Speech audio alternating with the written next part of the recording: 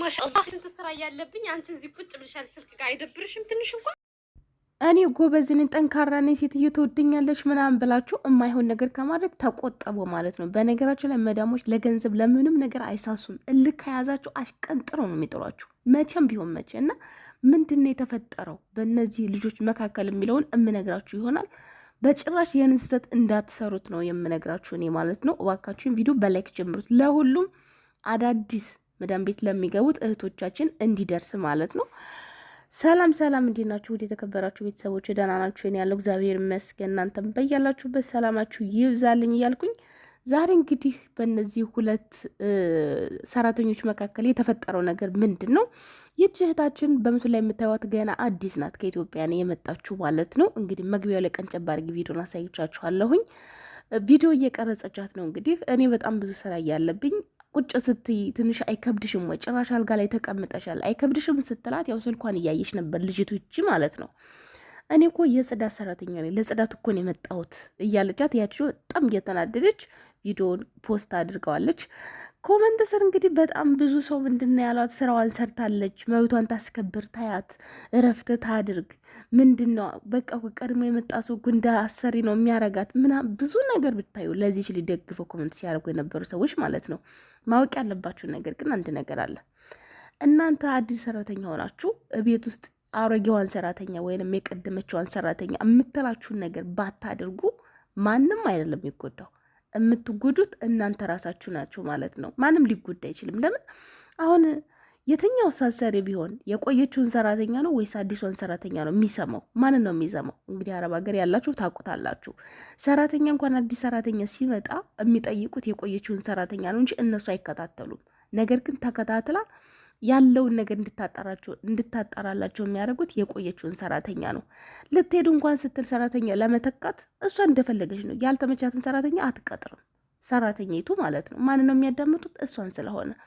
ስለዚህ አዲስ መታችሁ እኔ እኮ የመጣሁት ለዚህ ነው፣ ሞግዚትም ሆኑ ጽዳትም ሆኑ ምግብም ሆኑ ለዚህ እኮ ነው የመጣሁት ብላችሁ የሰራችሁትን ስራ ጨርሳችሁ መቀመጥ የለባችሁ ማለት ነው።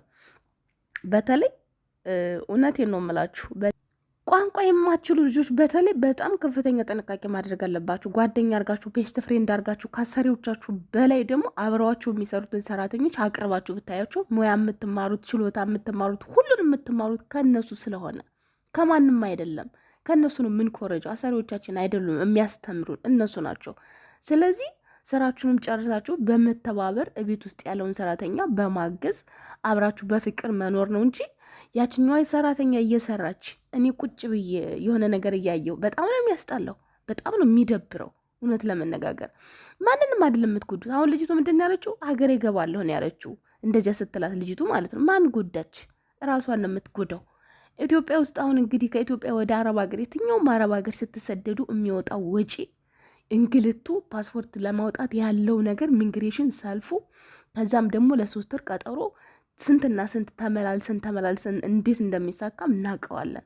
አረብ ሀገር ለመሄድ ያለው ፕሮሰስ በተለይ አሁን ላይ ደግሞ ፕሮሰሱ ጨምሯል። እውቀት ቢኖራችሁ አረብ ሀገር 10 ዓመት 20 ዓመት ብትሰሩ እንኳን ለ15 ቀን ትምህርት የሚባል ነገር አለ፣ ስልጠና የሚባል ነገር አለ። ያንን ካልሰለጠናችሁ የሆነ ወረቀት አለ እሱን አንሰጣችሁም ይላሉ። የሆነች ልጅ አለች፣ ባህሬን ሰርታለች፣ ዱባይ ሰርታለች፣ ሳውዲ አረቢያ ለመሄድ ሄዳ የተማረች ልጅ አውቃለሁኝ። እንደዚህ ነው። ካልተማራችሁ እንኳን ገንዘቡን ከፍላችሁ እንደተማራችሁ አድርገን እንሰራላችኋለን ነው የሚሉት እዚያ ጋር ማለት ነው። እና ይሄ ሁሉ መስዋዕት ተከፍሎ መጥቶ እዚህ ጋር የመጣሁት ለዚህ ጉዳይ ነው። እንደዚህ ካላማረሽ ከሰራተኛ ጋር ጸብ ፈጥሮ አገር ይገባለሁኝ።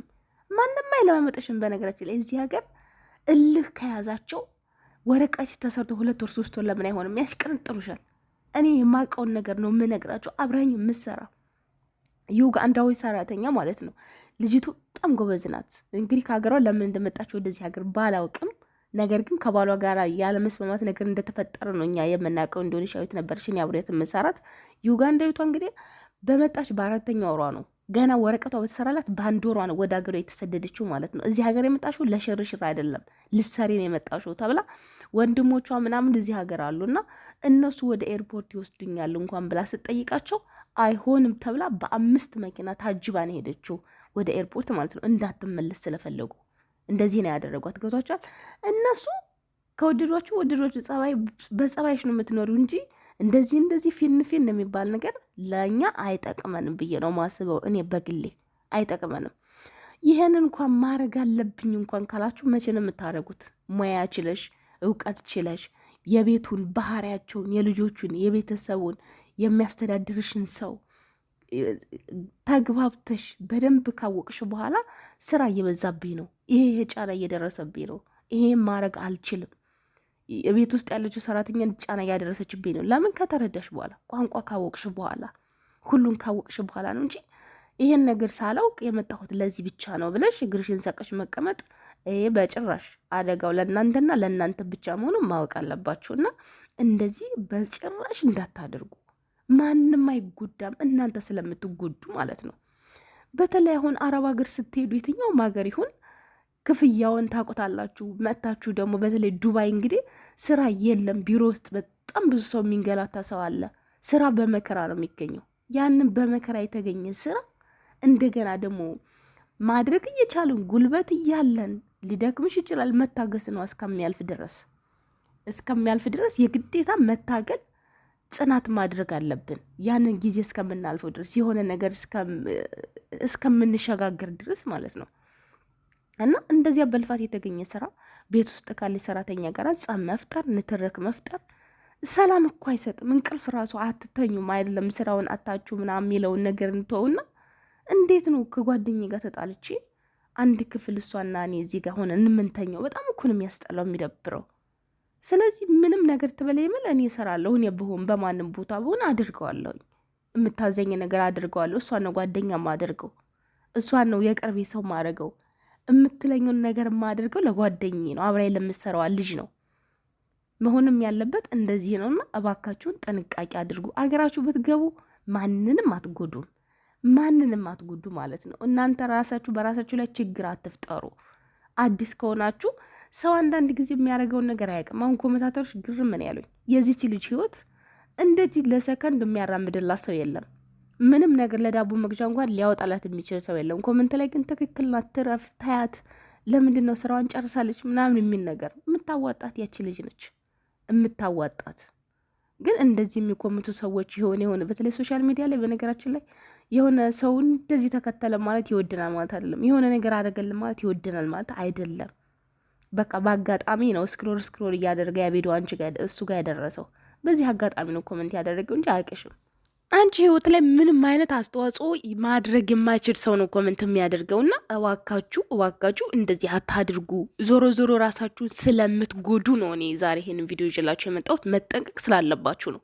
ጓደኛ ልታደርጉት የሚገባው አብሮ የሚሰራችሁን ነው። ልታዳምጡት የሚገባው እሱን ነው። ልትተባበሩት የሚገባው እሱን ነው። በተለይ ቋንቋ ያልቻለ ሰው ነገሮችን የሰውም ጸባይ የቤተሰቡን ነገር ያላወቀ ሰው እንደዚህ ማድረግ አለበት ብዬ አላስብም፣ በግሌ ማለት ነውና ጥንቃቄ አድርጉ ቤተሰቦች። የዛሬው ቪዲዮ ይመስላል። በድጋሚ እስከምንገናኝ ሰላማችሁ ይብዛልን። ቻው።